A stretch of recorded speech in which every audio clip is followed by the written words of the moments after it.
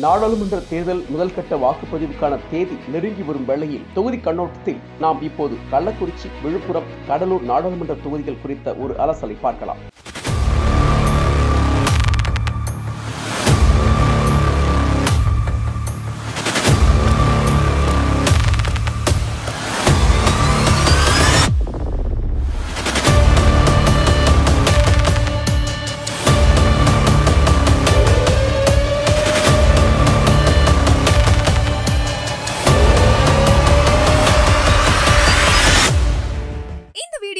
உங்களுக்கு வழங்குபவர்கள் Paces Pay, secure digital payments with multiple features and great success rate. முதலில் கள்ளக்குறிச்சி குறித்து பார்க்கலாம். அதிக கிராமப்புறங்களை கொண்ட கள்ளக்குறிச்சி நாடாளுமன்ற தொகுதி கடந்த 2008ஆம் ஆண்டில் தொகுதி மறுவரையறைக்கு பிறகு புதிய மாற்றங்களுடன் உருவானது. தொகுதி மறுவரைக்கு உட்படுத்தப்பட்ட போதிலும் இதன் பெயர் மட்டும் மாற்றப்படவில்லை. ரிஷிவந்தியம், சங்கராபுரம், ஆத்தூர், கெங்கவல்லி, கள்ளக்குறிச்சி, ஏற்காடு ஆகிய சட்டமன்ற தொகுதிகளை இது உள்ளடக்கி இருக்கிறது. மொத்த வாக்காளர் எண்ணிக்கை 15,58,749 ஆகும். இங்கும் ஆண்களை விட பெண் வாக்காளர்களே அதிகம். இந்த தொகுதியில் தற்போதைய நாடாளுமன்ற உறுப்பினராக இருப்பவர் திமுகவின் கௌதம் சிகாமணி. 2009ஆம் ஆண்டு தொகுதி மறுசீரமைப்புக்கு பிறகு நடந்த முதல் தேர்தலில் திமுகவின் ஆதிசங்கர் வெற்றி பெற்றார். அந்த தேர்தலில் பிரபல திரைப்பட நடிகரும் இயக்குநருமான விஜய் டி ராஜேந்தர் சுயேட்சையாக போட்டியிட்டு சுமார் 8000 வாக்குகள் பெற்றார். 2014 தேர்தலில் அதிமுகவின் காமராஜும், 2019ஆம் ஆண்டு தேர்தலில் அமைச்சர் பொன்முடி மகன் கௌதம் சிகாமணியும் திமுக சார்பில் போட்டியிட்டு வாகை சூடினார்கள். இந்த தொகுதியில் பெரிய தொழிற்சாலைகள் எதுவும் இல்லாத நிலையில் விவசாயமே பிரதானமாக உள்ளது. விவசாய பணிகள் இல்லாத காலத்தில் இங்குள்ள மக்கள் பிழைப்புக்காக சென்னை, திருப்பூர், பெங்களூர் போன்ற நகரங்களுக்கு அதிக அளவில் இடம்பெயர்ந்து வருகின்றனர். சேலம், சென்னை தேசிய நெடுஞ்சாலையை ஒட்டி விழுப்புரம் மாவட்டத்தில் அமைந்திருக்கிறது கள்ளக்குறிச்சி நகரம். நெல் சாகுபடியுடன்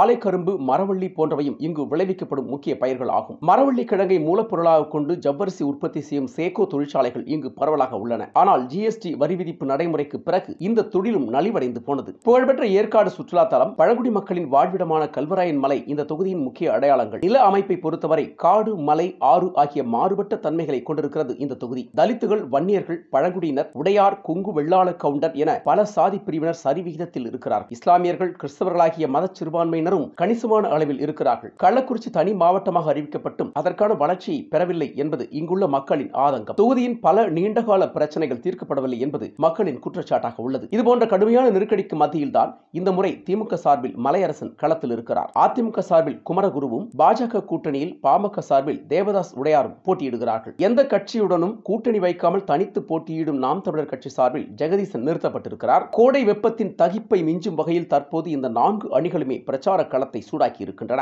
அதிமுக, பாமக போன்ற கட்சிகளுக்கு மிகப்பெரிய வாக்கு வங்கி இருக்கும் போதிலும் கூட்டணி கணக்கு, கட்சி பலம் ஆகியவற்றை வைத்து பார்க்கும்போது இங்கு திமுகவுக்கே வெற்றி வசமாகும் போல் தெரிகிறது. அடுத்ததாக நாம் விழுப்புரம் தொகுதி குறித்த விவரங்களை பார்க்கலாம். 2008ஆம் ஆண்டு தொகுதி மறுசீரமைப்புக்கு பிறகு இந்த தொகுதி தனி தொகுதியாக மாற்றப்பட்டது. வானூர், திண்டிவனம், விழுப்புரம், திருக்கோவிலூர், உளுந்தூர்பேட்டை, விக்கிரவாண்டி ஆகிய சட்டமன்ற தொகுதிகளுடன் இது உருமாற்றம் பெற்றது. விழுப்புரம் சந்திப்பு ரயில் நிலையம் தமிழகத்தின் முக்கிய ரயில் நிலையங்களில் ஒன்று. தொகுதியின் மொத்த வாக்காளர் எண்ணிக்கை 14,94,259 ஆகும். விவசாயத்தை பிரதானமாக கொண்டிருக்கும் தொகுதியாகும் இது. நெல், கரும்பு சாகுபடி அதிகம் நடைபெறுகிறது. தென்பெண்ணை ஆற்றின் கரையோரம் இத்தொகுதி அமைந்திருப்பதால் ஆலைக்கரும்பு அதிகம் விளைவிக்கப்படுகிறது. இதனால் இங்கு கரும்பு ஆலைகள் அதிகமாக உள்ளன. திண்டிவனம் என்ற பெயரில் இது பொது தொகுதியாக இருந்த காலத்தில் காங்கிரஸ் கட்சியின் ராமசாமி படையாட்சி, வாழப்பாடி ராமமூர்த்தி ஆகிய தலைவர்கள் இங்கு வெற்றி பெற்று நாடாளுமன்ற உறுப்பினர் ஆகியிருக்கிறார்கள். தொகுதியின் தற்போதைய நாடாளுமன்ற உறுப்பினராக இருக்கும் விடுதலை சிறுத்தைகள் கட்சியின் ரவிக்குமார் மீண்டும் இங்கு களமிறக்கப்பட்டிருக்கிறார். அரசு பள்ளிகளை மேம்படுத்துதல், சுகாதார நிலையங்களுக்கு மருத்துவ உபகரணங்கள் வாங்குதல் போன்ற பணிகளிலும் மக்கள்